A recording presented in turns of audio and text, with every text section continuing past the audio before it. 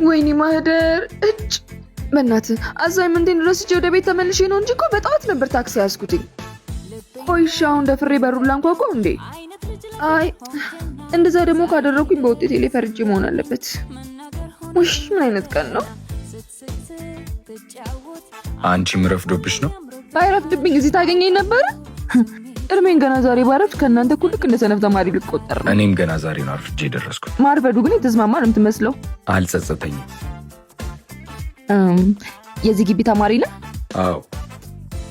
ለመማር ግን የመጣት መስልም ማለት እናም ልሰራ እመጣለሁ። ደፍተር አልያዝክም ብዬ ነው።